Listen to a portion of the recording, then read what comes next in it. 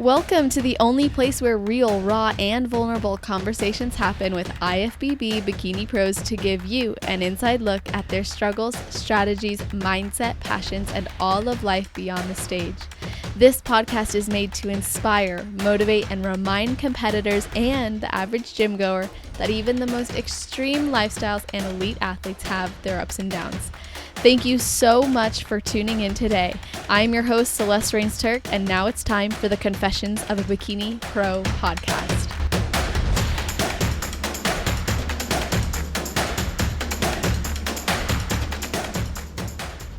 Today we're speaking with a fellow teammate of mine who lives with her husband, 4 cats, and 10 chickens, and started competing in 2017, then went on to do 16 shows before earning her pro card at the 2022 National Championships. I'm really excited about this episode, not just because she's a teammate, but because I've witnessed a lot of her journey. She is so awesome, so I'm excited to welcome to the show MadelynTaylor. How are you doing?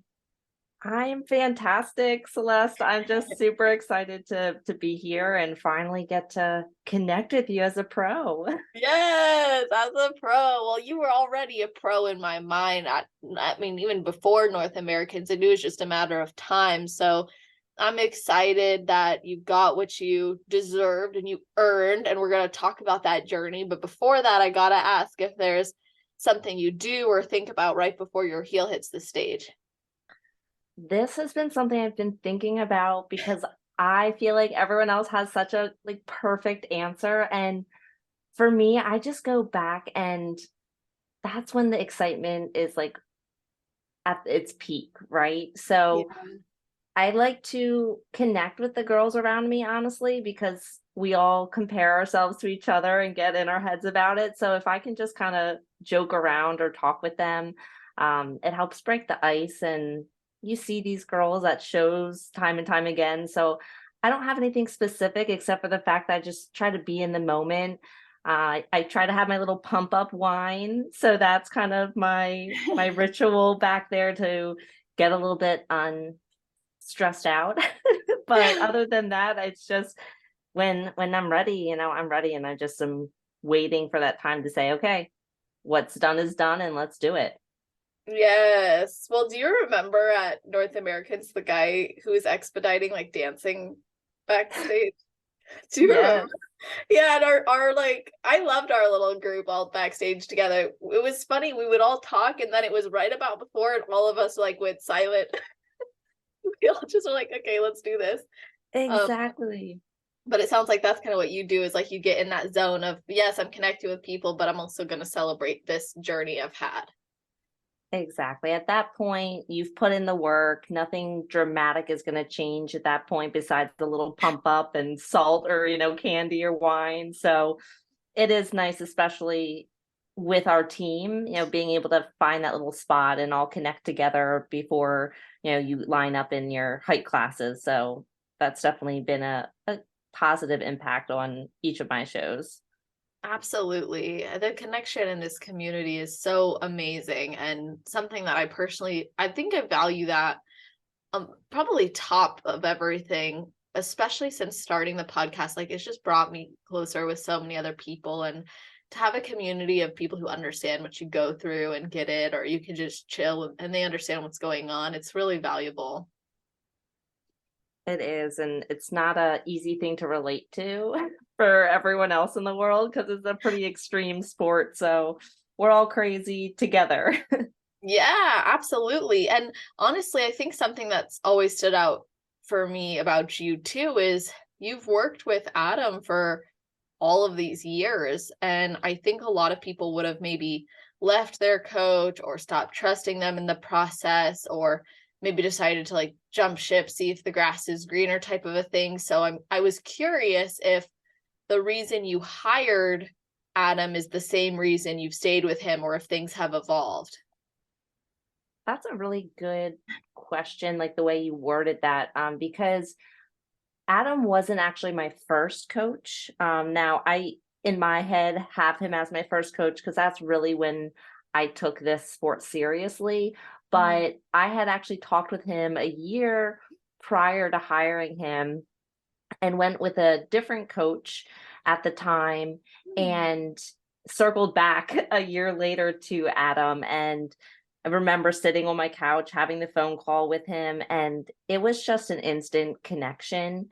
And I felt like he heard what I was saying. I just felt like he gave me the time of day that I needed, especially when I was looking to have that person to put my trust in. And I think that has been tried and true through like all these years, is that he's just a great guy. Like, if you know Adam, beyond being Yes. extremely knowledgeable, my husband and I, we just love him and his wife. We have a lot of similarities. And from over the years, I've learned that having that good relationship with the coach is so important to me, and feeling like I can feel comfortable around them. And I think that's different for everyone. Some people need that like tough love, really in your face type of coaching, which Adam's not, but he fills in the other aspects that I need for accountability. And I like the nerdy educational stuff that he's really grown into. So that's definitely why I've stuck with him, and why I continue to trust him and love working with him. Totally. Actually, I just spoke with him on the phone yesterday night. It had been a while since we got on a phone call, and I was expressing some of my needs and concerns, and he goes, "The problem is I'm really nice, so I want to feed you more." And I wasn't asking to be fed more, by the way. This is just for context. But he's like, "I want to feed you more, and I think we could bring your food up higher, but we have to do it in the right timing."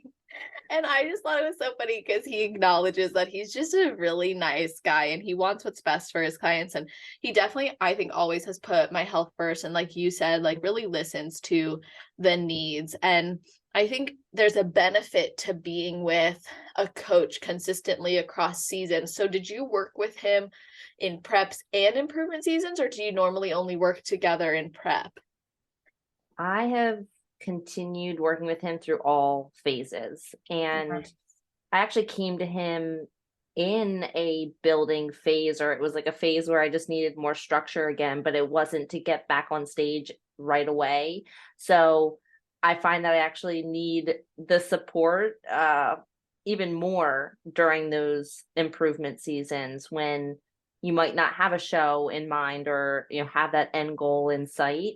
And the process of building muscle is not as easy to see every single week as prep. You're like, oh yeah, new low weigh-in, or oh, I can see more lines or striations, or whatever the case is. And so that improvement season, I actually find extremely important to have that support from him. So true. That's such a interesting part about competing, is like you'll live this lifestyle no matter what, but your body changes, ups, downs, sideways, hormones, gut health, everything. So it is nice to have that ongoing support. And you have just freaking, when I look back at where you started, even before you started, I should say, you have grown so much. And prior to bodybuilding, you had done long distance running and you often had fears of food. And when I saw that, I was like, okay, so what was it that made her say, I want to bodybuild, knowing it would require a complete shift in training, nutrition, and mindset? I always send this back to my husband. At the time, like when I was dating him, I was running. And as you know, probably most guys are like, ew, cardio, like I want to be big. So he was the same way. He was someone who always did the gym and encouraged me to look into that. And so it was a gradual transition for me, where I kind of pulled back when running and added in some weight training. And once I just started to make that shift and dive into just learning about nutrition, something clicked where I was like, this is amazing. I'm able to sculpt my body by, controlling my food and training and exercising. Like, this is so cool. So once I started seeing those like quote unquote newbie gains, that's definitely where I kind of fell in love with it, and took it and ran with it. Ooh, yes, the newbie gains. And you definitely like, I mean, you have come so far, and with growth comes weight gain, fat gain, muscle gain, obviously. So was it ever hard for you to accept that, or were you actually just consistently excited about growing? Oh, it's hard every season. It's still hard right now. It is, Yeah. I think, the biggest hurdle for, I think, women specifically, but waking is hard regardless if you're doing it on purpose or not. But what was the shift in my mind about it is that it was purposeful and it was controlled. So if you knew my journey, before bodybuilding, being 89 pounds and a distance runner, when you just told 89-pound Madelyn to gain weight and eat a Snickers bar, that's terrifying and like a hard no. But when Mhm. I learned, oh my gosh, if I eat this way and I train this way, I can gain weight, but still, in my eyes, have the look that I wanted or start to see muscles. It was like, okay, yes, the scale's going to go up, but you have to detach from it to some extent and realize that that's getting you to your end goal. Focus on where you want to see yourself be rather than, what the scale tells you every morning. Totally. Yeah, I think it can be hard regardless, especially when you've been through like really difficult preps too, or you gained a lot of weight and you had to get it off. And then there's that fear sometimes. At least I've felt that way. But I've learned so much personally about myself and my body since I started lifting in general, but and then of course taking on the bodybuilding lifestyle, which now I can't imagine not living, but I'm curious like what you've learned about your body in this building process that maybe you don't think you would have learned if you hadn't committed to this sport. You know what? I think I'm learning something continuously, even, through improvement seasons now. Like it wasn't something like, oh, I did one build and, oh, okay, everything's fine and dandy. I wish it was that easy, but I think that actually having some improvement seasons that weren't as successful taught me more because it shows if you don't take that time seriously, then you are going to get back up on stage the same way you did last time. Right. And everyone's goal, right? We all want to be better and we all get that feedback from the judges and you want to make those changes. Well, those changes most of the time are coming from a time of uncomfort. Like it's like you got to eat, you got to push yourself in the gym. And yes, there's a way to do it controlled and not get sloppy with it, right? But don't waste your time being so hung up on, oh my gosh, I'm not stage lean anymore because you're missing out on so much other opportunities to grow and build that physique that the judges are looking for. Yeah, absolutely. That's something I think some people learn the hard way because they're afraid to let go of the stage lean physique, or they're afraid to take more than 12 weeks off, let's say. But in reality, like if you've been told by the judges to grow and you look at the bikini standard now, it's no joke. Like we need muscle. So if we're not structuring our improvement seasons to support that goal, we're just going to be spinning our wheels. And when you look back, like I look at my USA's 2020 images compared to North Americans, and I'm like, hey, I still might not have even come close to placing at North Americans. I got dead last. I don't even know what I got, to be honest. I don't care if it's not, if it ain't a win, it's not a win. But I look at that and I'm like, wow, that's the win though for me is I grew so much because I committed even when things were hard. And life presents a lot of personal challenges to us in this journey. And I remember, I want to say it was before North Americans, but correct me if I'm wrong, you actually had gotten into a car accident and there were multiple bumps along the way of this road to pro for you. So can you maybe speak to some of the things you endured in this process and how it impacted the way you saw your achievement? Yeah, I'm laughing only because so much did happen this year that I forgot about and it that was wow, it definitely a crazy experience. That was in Pittsburgh and stayed at an Airbnb because with doing this many shows, you try to find some ways to save some money. And so staying at the host hotel is not always an option. Or it is, but I'm like, hey, you know what? I'm willing to find other options. So anyway, we had an Airbnb parked on top of this like steep hill.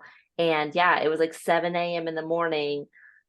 That drunk woman decided to drive her car right into mine. And so Uh, thankfully it was the day before. So I think it was the day of check-ins, not show day. But it was having to deal with, okay, we have to find a rental car, right? We're in Pittsburgh. We drove there from Philadelphia and, navigating how to get to then the host hotel without a vehicle. How are we going to get home on Sunday? We have work on Monday. So it was definitely one for the books. We did allow me to stay distracted, but like kind of in a good way where I was not worried about the stage at the time. I was like, I have to figure out this right now. And the stage will be there tomorrow. So that was definitely a crazy experience to have to juggle like the weekend of a show. yeah, especially because then you're like, I need to get a car so I can get those places. And the thing too with the host hotels is sometimes like you go to book it 4 months in advance and it's already completely booked because like everyone's registered right after the most recent one, and then that puts you in that position. But to go through that and get hit by not just any driver, but a drunk driver as well, that's a whole other experience. So how did you work to let go of me? Okay, so let me back up, because in my mind I would be like, I need to solve this problem, but I imagine that wasn't your main focus when you're trying to go and win your pro card. So what was going through your head during this time to help relieve some of that stress and let it go? So it's kind of weird with me. I am an extremely anxious person. And if you know me, that's just who I am. It's something I've always struggled with and still am trying to work through. But something about when things are so big, like when when things are just like, oh, it's a car crash, or I'm trying to think of other like big issues that could happen. That's when I kind of am calm, right? In fact, my husband, I feel like, was more stressed out and anxious about it at the time than I was, because for me, when things like that happen, it's like it's totally out of my control. So I don't know why I get hung up on little things, and that's what makes me anxious and stressed every day. But it's when those things happen, I'm like, hey, there's nothing I can do about this right now.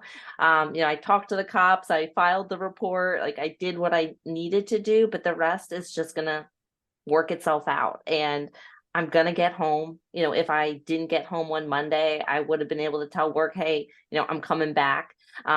So I think for me, it was just knowing, hey, one, my husband's here and he can help me get through this. But two, this wasn't planned. This isn't something I could have predicted. So it's just something we're gonna have to work through and get through. But let's just focus on getting on that stage. That was my main focus.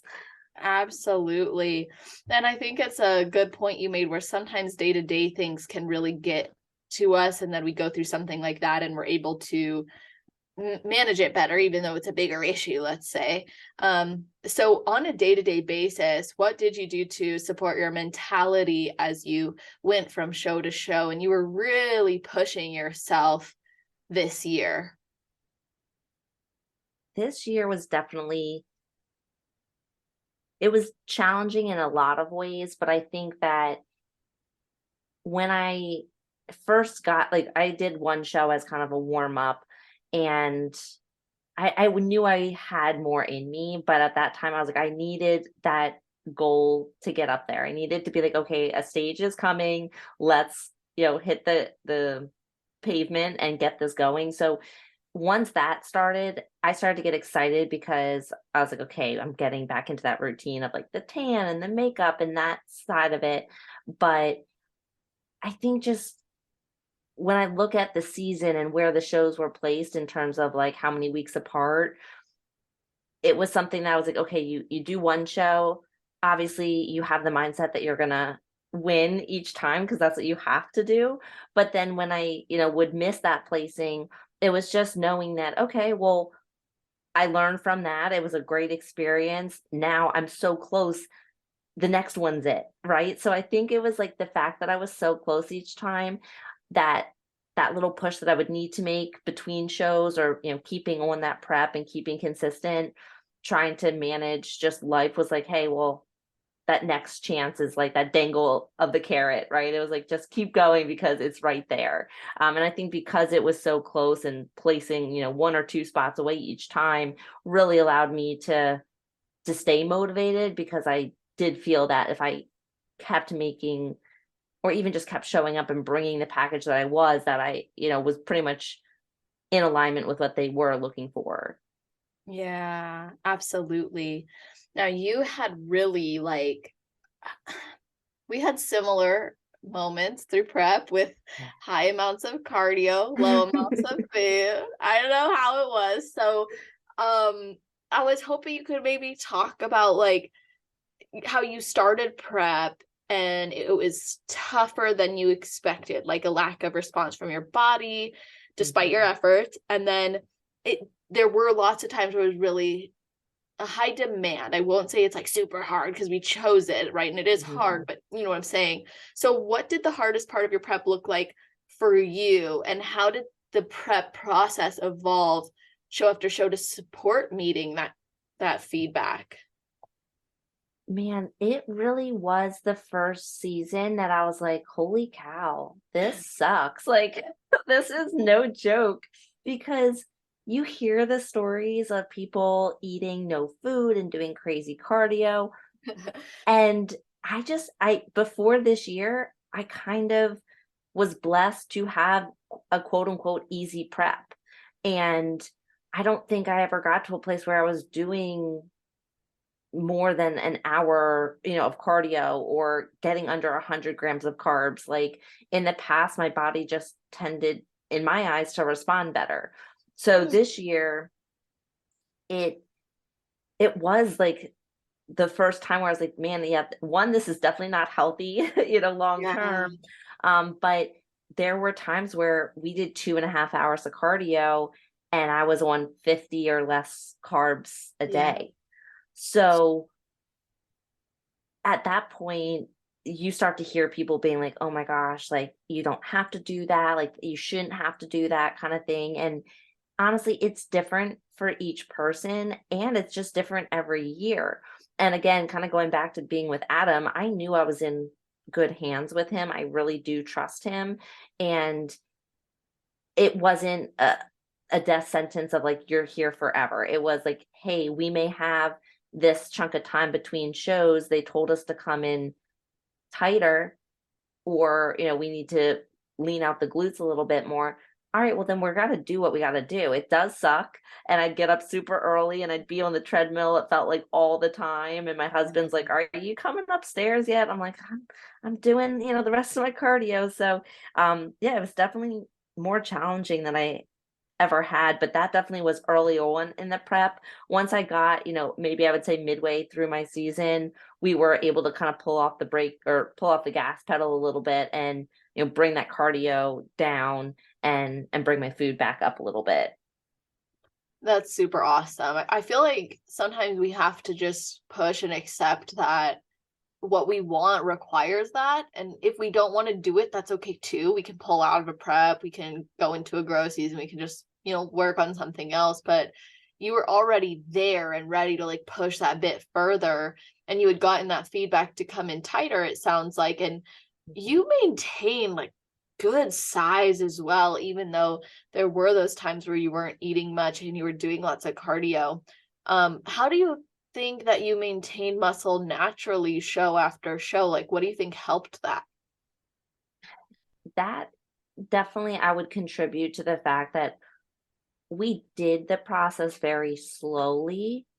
So we had started prep back in like December of 21, I guess it was, or like it was probably like this time last year, knowing that I wanted to do like a May show. So giving us ample time. So there weren't any drastic, like, hey, we went from 200 carbs down to 50 carbs, right? All this thing was it kind of evolved over time. And I think the one thing that I've realized the more I've been in this sport is, okay, when my cardio was that high, I wasn't training as much. Like, Yeah. I'm someone that would, I would train way every day if I could, but honestly, that's not optimal, whether you're in prep or you're in an improvement season, especially. So there was that balance of, hey, we still need to incorporate some type of rest and recovery. Sleep was huge. That's something that's super important to me. I do not function well with little sleep, so I go to bed at like 8 o'clock, When do and you I wake make sure up? well, when I was doing my cardio, I think it was like 4 a.m. I'd Yeah. wake up. But yeah, as soon as it got dark out, I was like, yeah, I'm going to bed, especially more recently. But I think that the fact that Adam took it slow with me, we did prioritize recovery when we could. And by the time, like I said, kind of midway through my season, we were able to bring food up and kind of take a more relaxed approach, once we did get the conditioning that we needed. So that definitely helped. But I mean, I'm honestly very grateful for the size we put on or were able to keep on. Because when you diet that long, it's bound to diminish, which it does. I mean, I'm not gonna say I didn't lose any muscle, but I was able to keep going because I was able to still bring what they were looking for.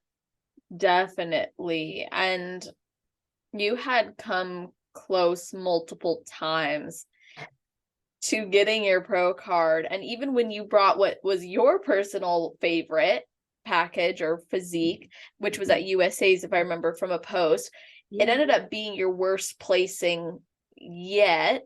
And then you climbed back up, of course. But did you ever experience doubt or even any desire to self-sabotage or I don't like the word quit, but maybe stop early because of it?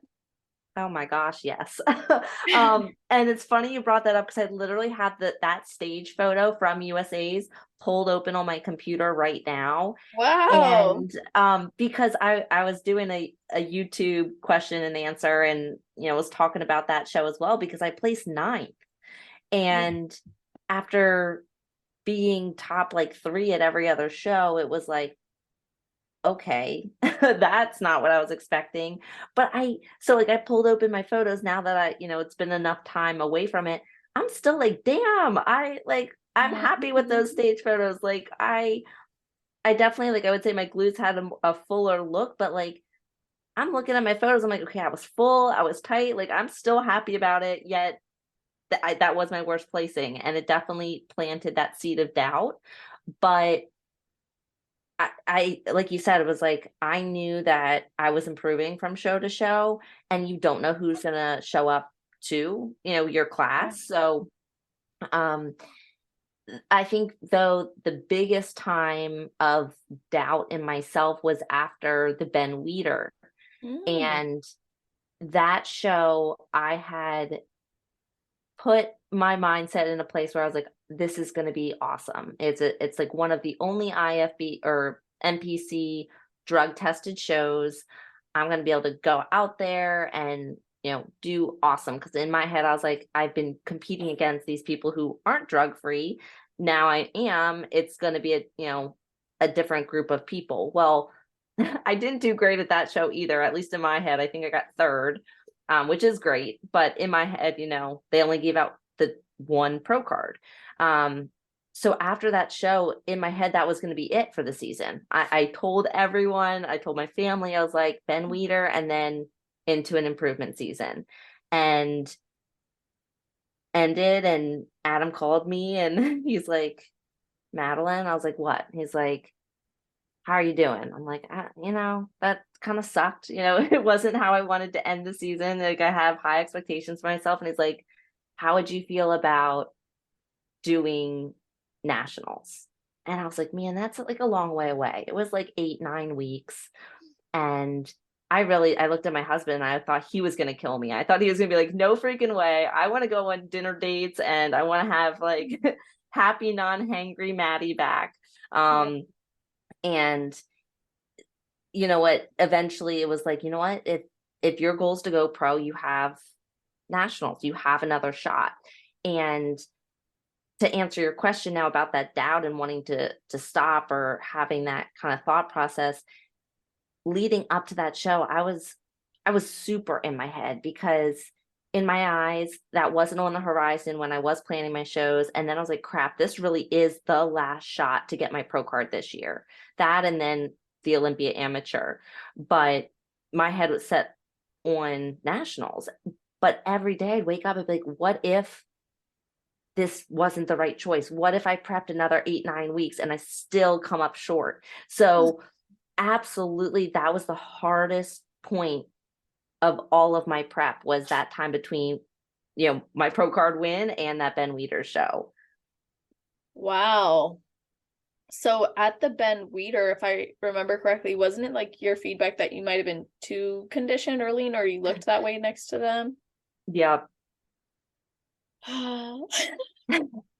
Right? You're like, what? I worked too hard. I got too lean. Like, that's like the worst feedback, because I'm like, okay, I could have eaten more. I could have, like, no fair.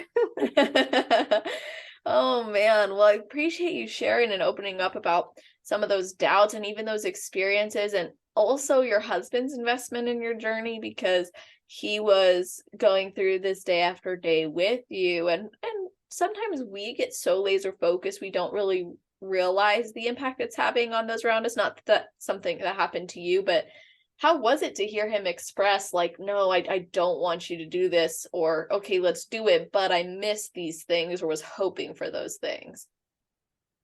It was really hard, because I know how selfish of a sport it can be.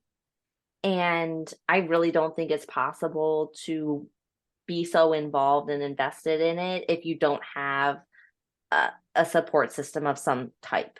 But especially if you are living with someone or you have a significant other or, family, because they have to put up with you. They have to, put up with you eating your prepped meals and not always being the friendliest person, and it being a really expensive sport. So there's a lot of aspects that you need your person to be 100% in alignment with you as well. And so I think, did it test us this year? For sure. But I think that his love and support for me and wanting me to achieve that goal of mine just was unmatched. Like, he was there every single time. I think there was maybe one or two shows the whole season he couldn't make, and one was USA's. So when I did get second calls, we're like, yep, all right, Levi is my lucky charm, and he wasn't there. So that's why. No, but I mean, it really is incredible to just have that person, and you grow, together from those testing times. But we're definitely excited to now have some regular quote unquote life again. And I think it's one of those things that's a time in a season, and this happened to be a little bit longer of a season than normal, but he stood by me every step of the way. I love that. And when you say that now is like you get to almost go into more normal, obviously it's not, we're still athletes, we still live this lifestyle, but like what does it look like for you now in improvement season compared to prep? Like what's changing that you guys are excited about together? I think the big thing is just like, for us, we are very active people, whether within this sport or just like in life. We are like going type of people.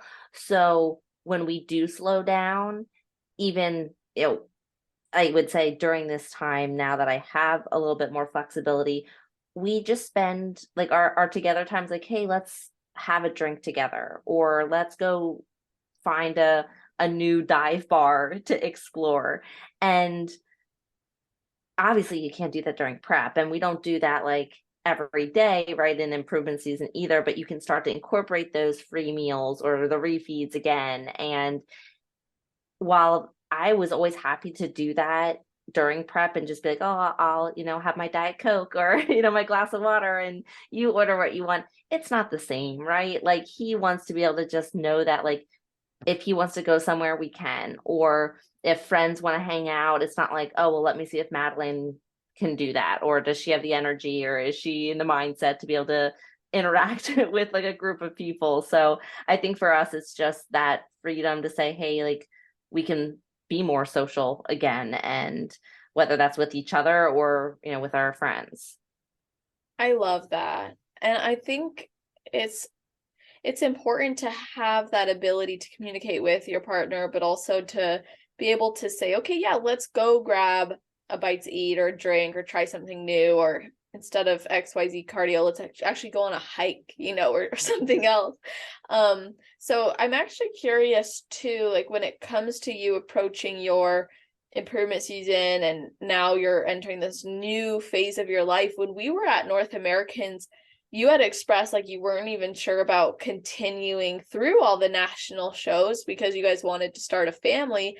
You ended up, of course, extending your season and you got exactly what you wanted. But now that your season's done, you earned your pro card, is your plan to still start a family? Yeah, so it's funny you brought that up. I wasn't necessarily going to open the can of worms, only because, to answer part of your question earlier, about the support that I got going into this next show, was like, from my husband being like, oh, well, if she does another show, we're going to kind of delay that a little bit longer, which I think it's a scary transition. So it was like, hey, if we can put off potentially starting that family a bit longer, that's okay. So, totally okay about that process and, his mindset around it. But it is a scary thing. It's definitely something we want to do. I don't know what the timeline looks like for it. Actually, this, like, right before Christmas, my sister announced that she's pregnant. So Whoa. I know, I was like, man, what better time, because we could have cousins that would be best Yeah. friends. Um, so I don't know how quickly that's going to happen. Obviously, I want to get my hormones and my body into a more healthy place before putting it through that, because that's going to be a totally different experience. But I do think before picking a pro debut and kind of getting into that side of it, because I need to grow to be competitive with, like, the pro athletes. I know that's what my feedback will be. So whether we were starting a family right now or starting it, a little bit later, I'm not going to jump into stage right now. I'm going to take time off regardless. And it seems fitting at this point. We are wanting to explore that. And my other sister has 3 kiddos already. So I'm ready for it. And now it's just waiting for my husband to be like, all right, I guess so we can explore that. But we'll see when that comes around. I don't know when it will happen. Well, I would not have brought that up if it wasn't something in your No. form, of course, but I'm glad that Yes. I'm glad you were willing to open that can of worms with me, because I think it's just a cool thing that we get to explore, especially as female competitors who want to have a family, who want to take that step. There's more consideration, it seems like, that goes into it, like, where are our hormones at, what are we feeling, like, what does that timeline look like? And now that you got your pro card too, are you trying to do like a pro debut at some point? Are you thinking of coming back after a family? Yeah. No, I'm glad you brought it up, Celeste. I just laugh because I really think the whole reason that Levi went, because I just was sitting in the car when Adam called me and he's like, do you want to do, or would you consider doing nationals in Orlando? And I immediately looked at him and I knew where his head was going. And it immediately was like, if I let her do this, she'll stop, like, pressuring to start a family kind of thing. So I just laughed Yeah. because I think that was part of it, which, again, there's no timeline in my head where I'm like, I have to have a family right this second. I'm just excited, especially now with my sister. But I think now, we pushed, we did that extended season. That dream of becoming a pro, came to fruition. And my biggest pet peeve is when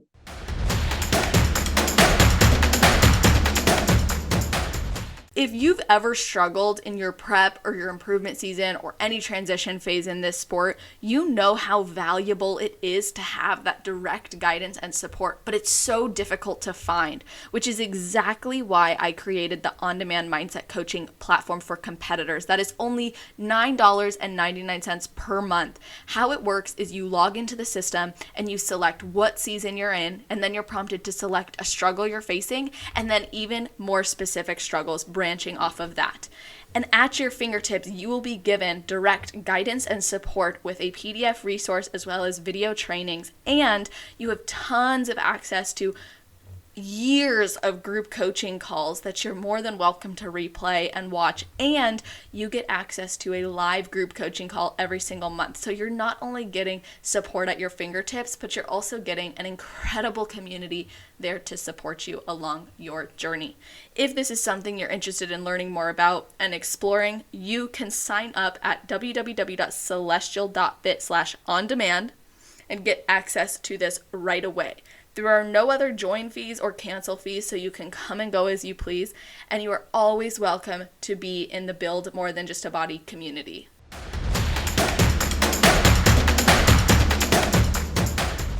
girls don't utilize their pro card. Why is that? And I think it's because it's something that I have wanted for so long, and obviously this season was so long that for me, it's not just like, oh, I have a card, right? It's like, I now have this opportunity to compete against this next level. Like, this sport's always for me been about, how can I push myself? How can I take this one step further? How can I get better? And becoming a pro just unlocks that next level. It's like you're in a video game and it's like, oh, okay, ching, we're into the next level, and you get to compete against these other people who are just as insane as you are. And it's like, okay, it's just that next building block. So I don't know. I think when people get it and then don't utilize it, I'm like, man, there's so many girls out there that want the chance to earn Olympia points or, compete against the girls who are on that stage. So absolutely, my dream and desire is to get up on a pro stage and compete with some of my favorite pros out there. I definitely think it will be at least 2024. In my head, it may be after starting a family, but like you were saying, I see the women who are competing after kids and like they're still killing it. And I'm like, okay, like, yeah, it's a totally different ballpark, but they look incredible and they manage it. I can do it too if that's where life takes me. Yes, absolutely. I love that so much. Like, honestly, there were times where I kind of felt that way when people wouldn't use their pro card, or if they would keep stepping on stage as a novice. And I'm like, you're no longer a novice if you've competed 5 times. Okay, you just want to rack up some trophies, that's fine. But that's something that I think goes through a lot of competitors' heads. So I'm really glad that you actually brought that up and shared that. Now, would you be willing to share who some of your favorite pros are, like the people you would love to share the stage with? Oh my goodness, there's so many. Oh, tell me about it. I think that's the hardest thing. Like, obviously, I think every girl's dream, right, is to step up on stage with any of the girls who were on the Olympia stage, right? Like, that's the dream, like the Jen Dories, those people, Yes, who are at the top spots. But I think for me, like, that's like the obvious answer, right? I think some of the people that I really just enjoy connecting with over the season is like who I look forward to. Like, obviously we have our teammate Caitlin. She just turned pro this year too. So she was a big part of like my journey in prep. I don't even know how to say her last name, but Zoe P. Like, she's been someone that I just message all the time. She's in an improvement season, but like, there's just like those Instagram people. I've never actually met them in person, but I feel connected to them. Even, oh gosh, last names and like actual pronouncing of people's names, I never know. But Jordan B, she actually did get to the Olympia this year, but like I remember I competed with her at Tampa Pro. So like it's been so cool to see her like Wow. be on stage with her then. Like I'd love to be on stage with her again, but as a pro, since I did it with her as an amateur. So just like that kind of stuff, because it's been a cool journey to stay connected via Instagram. And I mean, there's just so many. I connect with Jody a lot. I mean, I could go on and on. I don't want to not say people that I've, Of spent a course. lot of time chatting with this season, but everyone kind of has that space in my heart. And beyond just the top pros, there's so many girls that I appreciate and look forward to gracing the stage with. I can relate to that completely just from the interviewer perspective, because I talk to these women of all different levels in the IFBB who were all in the NPC at one point, of course. Yeah. And when I consider like athletes I admire and look up to, I never think of the physique, right? I think of the stories, the journey. It sounds like it's the same for you. It's like that connection, and it's a really special thing. And of course, we want to put our physiques up against each other. That's what competing is. But at the same time, like it goes even further than that, and it's really rewarding. And you earned your spot now in the pro league, and it's going to be really cool to see what you guys do. So being unsure of what's next for you as far as timeline goes, thinking 2024, what are you focusing on right now to support the recovery, the hormones, and the feedback you got to get to the IFBB Pro League stage and make your pro debut? Well, if I'm being completely honest here, I've done a pretty crappy job these last few weeks. I love the You know, honesty. being on point with my plan and diving into improvement season. And I knew it was going to be really hard because it has been a year of prep, a Yeah. year of seeing my body at this unsustainable lean stage. So I know I need to, get my body to a place where, just even a healthy body fat, slowly bring up food, bring down cardio, have my blood work scheduled, just making sure those things are in line. So much easier said than done. Um, but just now, like, I think as I've been thinking these last few days, because I have been really hard on myself, it's like, I just need to pick that new goal of like, hey, I got to think about maybe strength PRs in the gym again, right? Yeah. Because you can't get hung up every day. It's not a new low way, and it's not, oh my gosh, I'm, seeing more lines, more conditioning. So Mhm. finding a training plan that I'm excited about and have the energy for, because I'm getting more food, and saying, hey, like I want to build that back up, so that I can find something new to be excited about and hopefully hit some new, squat PRs or whatever the case is, because that's what's going to help grow also the physique that they're wanting. They want more upper glute. They always say they want a smidge more shoulders. So always focusing on those areas like every other bikini girl out there. Oh, yes, indeed, indeedly do. Um, I think it's a really great perspective that you've got, and you're looking at how your long season impacted you post show and like what you need to focus on.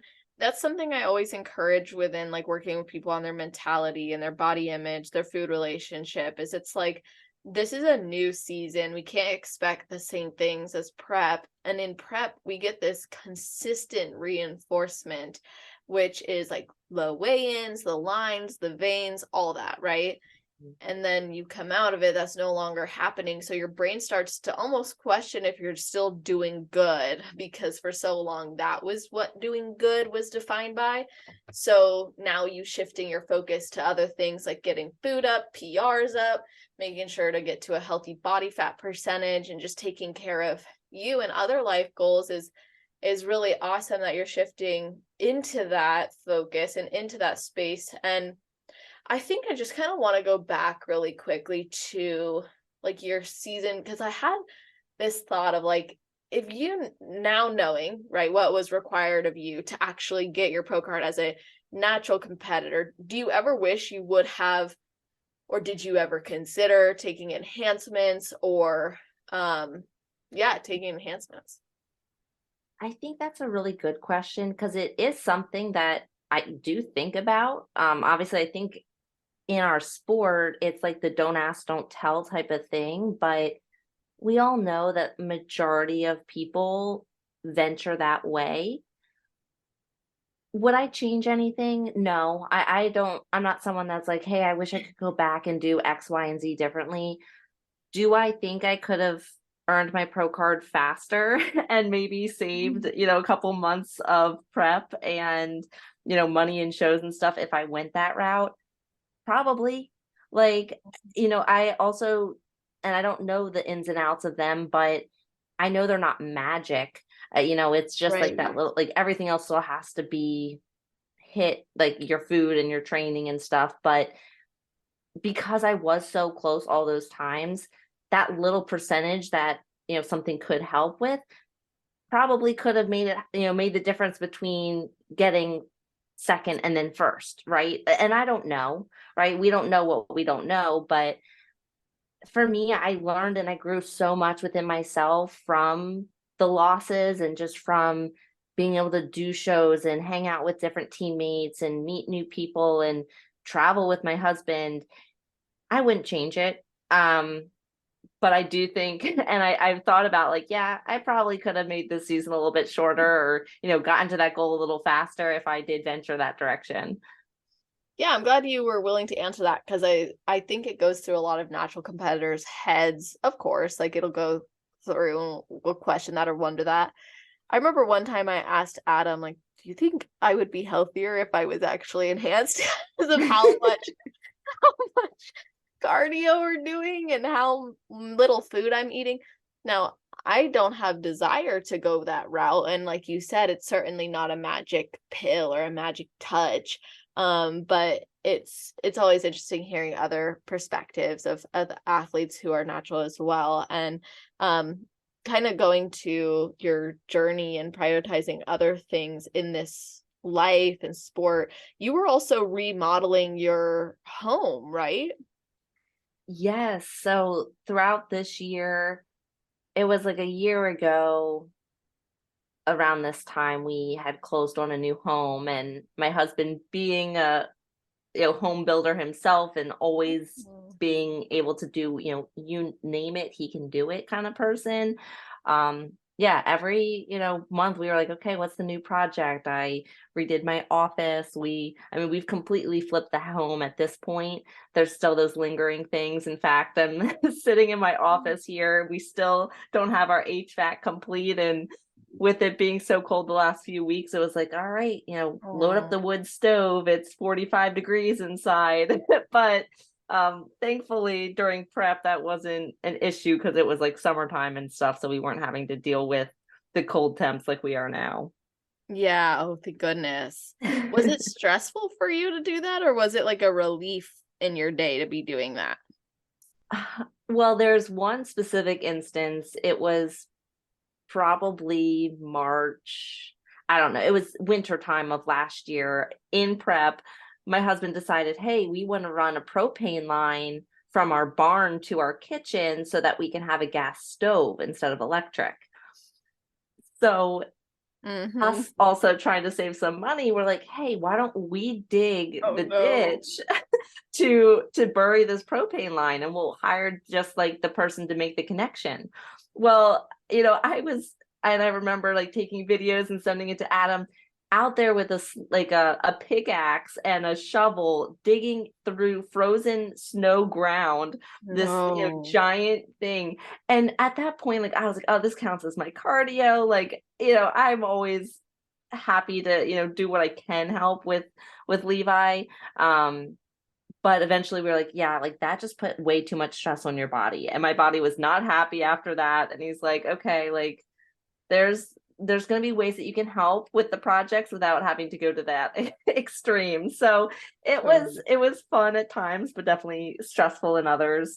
But Levi always spearheads everything. And so he he's definitely not afraid of hard work and would pick up if I was, needing to not go and help as much as I would like to. He would kind of pick up where I was slacking. That's really cool. That's like a true partnership and commitment to each other's goals. Why was it so important for you, by the way, to get your pro card? Like, what's been driving you over the years to go for it? That is like, I feel like the number one question everyone wants to know. And I don't have like a solid answer. I wish I did. And I think it's something I'm still trying to come to grips with. And I'm Hmm. still like, every day I'm like looking at my wall where my cards hung, and, I have just that constant reminder, like, oh my gosh, it happened. Like it's real. Um, Yeah. but I think the drive for me was, again, just like pushing me to my highest potential. I just I'm not someone who's good at like balance. Mhm. I'm not someone who's like, oh, everything in moderation. Like, when I find something that I love, I go after it. Um, Mhm. and I think for me, in this sport, the highest level, at least right in this realm, or in the NPC, is that IFBB Pro card. Then obviously you get there and it's getting to Olympia.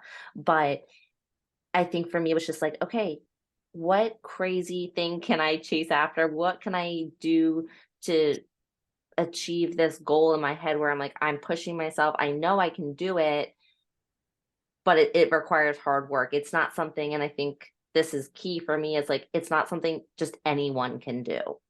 Yeah. So So it why was is that like, key for you? I don't know. And it makes like, it reminds me of, I was talking with my dad, who I am the most similar to in my family. My dad and I are like apple tree. Like we definitely Aw. came from the same cloth. But he texted me the other day and he said, the interesting here, I'm just going to read it. He said, Yeah. the interesting things happen on the edges. Moderation is super boring to me and I'm not interested. And I just laugh because it's exactly what my brain says. Like, me and my dad's brain are Mm. just the same. And it's like, yeah, it's like, interesting things aren't the easy things. Or it's like, he would always tell me to like flip over rocks. And it's like, what's that new thing you can uncover? Like, what's going to happen if this happens? And it's always just uncovering something new, going and achieving something greater. And I think for me, it's just that constant, like, okay, you get to one mountain, climb to the next, and you see the next mountaintop and you get to the next. But um, yeah, moderation's boring. So let's go, to the extreme and just see, okay, what are we truly capable of? Absolutely. I love that. I think a lot of times people in this sport are prone to following extremes, which can also then breed the all or nothing mentality. Mhm. But being able to embrace and love this process, you do have to be a little bit crazy for it. Exactly. And I think people like to say that, like, you can't have balance or anything like that. And to some extent, yes, the sport requires all of you, and you need to be on point with things. But I am someone that's like, hey, I mean, and as you know, like, Adam does macros, like, you have the Yeah. flexibility of that. And um, at this point of my journey, I am pretty well in tune with my body, where I can have a more, I would say, flexible approach than maybe some. Um, but it's just that extreme of like the continuing to go after it, the never giving up, okay, we're not just dilly dallying in the gym. It's like, how heavy can we lift? And oh, okay, we want more conditioning, we can do that. Like, it's less about, okay, it has to be chicken and broccoli and rice, every meal at this time. It's like, yes, some of that is important to be structured, which I think a lot of competitors are very structured in type A. But I don't know. It's just something about the sport of just being like, hey, this is not normal. I don't like to be normal. Yeah. I feel the same way because normal, oh gosh, normal right now especially is quite unhealthy. Like we have so many mental illnesses. We have so many health issues physically. I don't want that for myself. And bodybuilding provides a layer of protection to that. And yeah, you could argue there's risk factors. Of course there are, Mhm. especially with mental health, we can acknowledge the risk factors, and with physical health, it comes with its own potential risks, but I'd rather be healthy and stable majority of the time, for that exception of that push for prep, than the opposite, which is like unfulfilled, not showing up every day for myself, not learning how I could challenge my body. Like there's so much that we gain from committing to this. Like, yeah, why? I don't think most athletes in this sport who are serious about it and willing to go to the levels you did and actually achieve this goal, I don't think most would actually want to be normal. Yeah, and this is kind of off tangent a little bit, but there was Yeah. definitely times where it was because I did so many shows this year, right? Like I kept going, which most of the time is not the case. People, eventually like, okay, I'm going to take the time off. I'm going to come back. I did get in my head, and I still do, of this day of like being afraid that there's people out there. And like, I hate to even say this because I'm like, I don't care what people think. Like, if I'm happy, I'm happy. But it's true. It's where our brains go about being like, oh, like if you just show up enough times, like they'll give you the pro card, or like, you know what, okay, this is the last show here. Like, you know what I mean? Like, I hate to think that just because I kept showing up, they're like, all right, here's the card. Right. That's the last thing I'd want. So there are bits of me of being like, crap, like I don't want that thought process, one, going through my own head, whether it's going through other people's heads or not. I hate that I even think about that, because I freaking worked hard, and I know that I had the physique and the conditioning, and I brought what I needed, and what the IFBB Pro League looks for. But I'm human. I think about those things, and I'm like, okay, I just have to remind myself, like, this is my journey. Yes, it's different than some. I'm not that person that just turned pro the first, show, national show they did, but um, I freaking worked hard for it, and I just was resilient enough to keep going until I could give them exactly, what they were looking for. Yeah, absolutely. I love that commitment and that drive too. And I do think people will always like question it or have their own opinions or whatever. But if you're confident in the process that you're committed to and you want it and you're excited about it, it's like, why not? And something else I want to just say is you said you were spending time thinking about like why, right? But Hmm. it sounds like you have so much clarity on it. Like you know that you just love the challenge and doing something abnormal and different. And that's cool. That's enough, I think. Yeah, I don't know. I think that question holds so much weight in my head, and I feel like I need to give the perfect answer, especially, and maybe it's for the people that don't understand the sport as much. That I'm thinking that I need this like perfect answer to be like, this is why, or like this is, where it's taking me. And I think when you know the sport and you know the grit it takes, and kind of what it stands for, it maybe does make more sense, or it sounds like I have more clarity. But I always just feel like I need a more concrete answer. And so thank you for saying that, because that does make me feel better, Celeste, because there's times where I'm Oh, like, I wish I could give you a stronger answer, and it's just how I feel, and it's what what fulfills my drive in this sport. So I appreciate that. yeah, of course. I wouldn't have said if I didn't mean it. I truly thought that was a really cool answer, a unique one, and very grounding, like very much present focused and just enjoying that process. It's been a journey, So, and I wouldn't change it.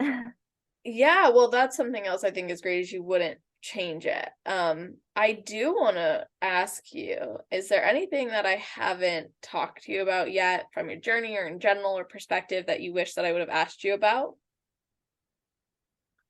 I think you asked really great questions. No, I mean, I think the biggest thing for me was just like having the support of everyone and like being able to like hang out with you at North Americans. And that's still like my favorite, like one of my favorite shows of this whole season. It's like Oh. my, like one of my favorite stage packages and like looks that I brought to. They like nailed the tanning and the glazing in that show. So, yeah, I mean, I think we covered a ton. I'm really just appreciative of the support that people did show. And I know that it was like, oh my gosh, you're still going. Or people be like, why, especially after USA is placing ninth, why would you keep going?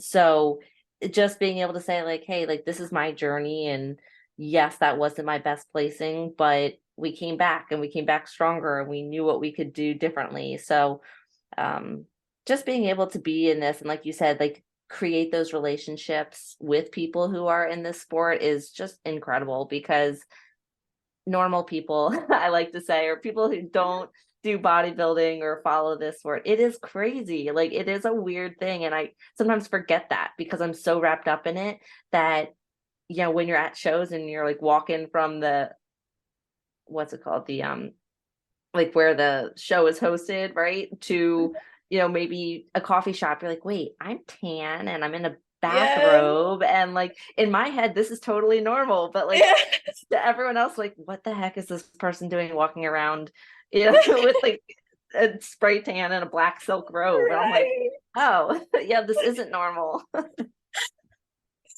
That is so freaking funny. I think about that every time. I'm like, wow, this is really weird. This is like a people of Walmart moment.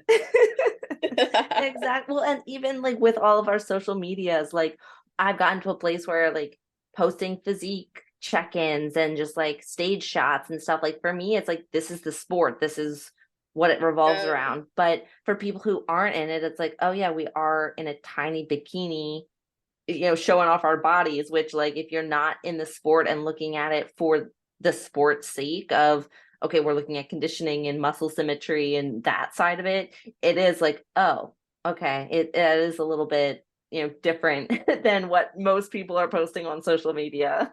Absolutely. Like I literally just wrote a post today that's going out tomorrow about like why body image can be so complicated for competitors. And a big thing is social media is the world we choose to live in on a day-to-day basis, essentially, especially if on average we spend 11.2 hours per month on social, specifically on Instagram.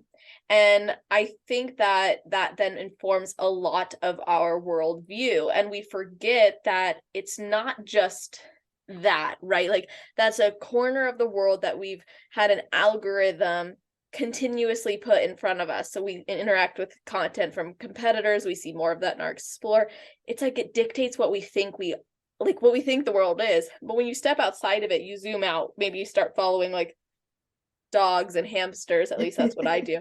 Um, you realize there's so much more to it, and you walk outside, and competitors usually go to the gym and go to the grocery store. I mean, Yeah, we're not doing tons of other stuff all the time necessarily that normal people might do, especially at a prep. So it just consumes our mind, and it makes us think this is how everything is. But in reality, there's so much more to it, and I think it's important not to forget that, but also to be kind in the standard we're holding ourselves to, because it's great to strive for that and it's important to strive for that, but also like it's not all of life.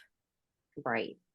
Exactly. And I think that's what's going to be the biggest transition now is like it kind of has been all of our life this past year. Like, and I don't necessarily think that's the best aspect. Like, obviously, for the people who are top five at the Olympia, it's all of their life. Like, and that makes sense, right? But for me, it's like I want to be able to incorporate more things and have, you know, the time away where it's like, hey, if you miss a workout, it's okay. Um, because it's not right, like where we're making the money. It's not, you know, the end all be all. It's something that I do eat, breathe, sleep, and I love it, and it does fulfill kind of my bucket. But there's so many other avenues of life, whether it's like you were saying, like hiking or exploring or traveling or, you know, starting a family that allows you to say, okay, like bodybuilding can be part of my life, but it's not the only thing in my life. So I definitely have seen, and tying in the social media piece, like people I used to follow who turned pro in bikini, they started their families, and now their Instagram is like a business they started, or it's about staying healthy while being a mother, right? So like it's like their page has even evolved over time because they're not, you know, diving into the competing thing every day now. You know, their life has changed, and so it is cool when you can kind of follow that and open your eyes to more avenues. Like there's so much more out there, and you can find that kind of way to incorporate both. I love that so much. And I appreciate you bringing that perspective here too, because that's really what this is about, is like the stage life, the competition life is awesome, right? We live, we breathe by it. It's so rewarding, it's so fulfilling, and it's okay if that's also all it is for somebody. So it's really amazing just that passion that we all can have for this. And now I gotta ask you for your best advice. So what would be your best advice for someone who has never competed before but wants to? And then your best advice for someone on their road to pro? So someone who's never competed, I'm always like, get up there. Like I know that's like hit or miss for people, but you have to have one experience to know if you love it or not. I think back to my first show, I didn't know what the heck I was doing. And I didn't have enough muscle, by any stretch of the, sort, but it sparked my fire. It really showed me like this is where I'm meant to be. This is the sport I'm meant to do. I love it. And getting up there for the first time showed me that. Then I needed to take time off and grow, and like don't get up on stage again until you put some muscle on. But for people who want to do it and haven't, just experience it. Go up there and have fun, and then kind of set the guidelines of, okay, how long do I need to grow? How long do I need to get, back up on stage again? But I'm always like, just experience it. You'll either love it or you'll hate it, and that's your answer. And then take it from there. Yes, I love that advice. Just before you give your road to pro advice, I want to say, like, I absolutely, one of my pet peeves is when people are like, you should not be thinking about stepping on stage if you don't have the amount of muscle of so. It's like, oh, really? So we all don't just, we're all supposed to start like Miss Bikini Olympia. If that's the case, most people will never become the athlete mentally that they need to become in order to actually achieve something even remotely close to their best. We have to go through those experiences of trying it to see if we even like it, like you said. And then that actually encourages the growth and the commitment to the journey. But I think the people who hold back from stepping on stage because they don't see themselves as enough yet actually have limited progress because they don't really know what that experience is like what are they really working towards and feeling, and that fuel, so I just love that advice. Yeah, I 100% agree with you. And that's why I tell my husband, I'm like, man, just try it. Like, because he eats, he trains, he loves it, but he's like, I gotta get bigger. I'm like, well, you're never gonna know how big until you get up there and stand next to someone, right? It's like, Exactly. so And who knows, maybe when he's posing, he doesn't have to be like as big, but it just looks that way. Like maybe he's right. incredible at posing and just has no idea. Yeah, so get up there. It's like anyone who has even the inkling, like it requires a lot of work. So even to get to stage, it's not like you snap your fingers and you're up there. Like there's grit that you need to go through a prep. So can you even make it through a prep, right? Like it's those what ifs. It's like, no, you gotta go for it. Pick something and chase after it. So, from there you'll be able to have a better understanding. And that's definitely kind of my advice for people who want to get to stage, and for those who want to turn pro, it's like, when you're there. I think for me and my journey, kind of looking back, previous years, I wasn't even making first call outs, right? So I knew I had places to grow, whether it was internally or physically or with posing or whatever the case was. This year, I just knew deep down, it was like, I can do this. I have what it takes. And when you get to that point, again, just like don't hold yourself back from achieving what your goal is, right? Of becoming a pro. It might not happen at your first national show, but take the feedback, have guidance and support from a coach that knows what they're doing and can give you honest feedback, because I think that's super important too. But have fun with it. You know, if you're not having fun anymore, if I wasn't having fun at show 7, show 8, like I wouldn't, keep doing it. But if you love it and that's your dream and your goal of, becoming a pro, and you're right there, keep going. Like it will happen for you if you continue to put the work in and continue to show up. Love it.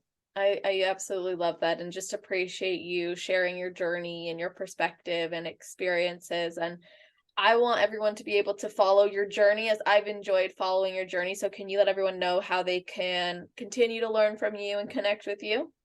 Yes. So my Instagram is just MadelynTaylor _ IFBB Pro. And I try my best to upload, and I have a Q&A coming up onto my YouTube channel, which I believe, to access my YouTube is just searching MadelynTaylor. So those are kind of the two biggest places that I share most of my journey. I try to connect with all of you guys. So please, like, ask questions, message me. I try to get back to everyone. It's just a fun way for me to build relationships in this sport, and I like to see other people kind of go through exactly what I've gone through over the years. So I love that. Well, I'm going to put that in the show notes page, you guys. That's always on celestial.fit/podcast. If you're listening right away, it'll be at the top of that page. If you're listening in the future, scroll down to the category section. It is alphabetized, so you'll be able to find everything about not just the links and this episode, but you'll see a full episode timestamp summary of the topics we covered, and just kind of an overall look at what this podcast was about. So when you recommend it to your friends and teammates, you know exactly what to share with them. So that always means so much when you guys do that, or when you tag us as you listen, or with your main takeaways from the episode. It certainly is an awesome way to connect even more with the community. So feel free to tag us and let us know what you think. And if you guys ever have any guests you want to hear on, just reach out. It's allowed me to connect with even more athletes and learn even more about the amazing people in this sport globally. So always open to your feedback. And again, Madelyn, thank you so much for your time. thank you for having me, and look forward to connecting with everyone. Yeah. All right, you guys. Well, thank you for listening. Hope you have an amazing rest of your day, night, or morning, wherever you are in the world while you're listening to this episode. Just make it awesome.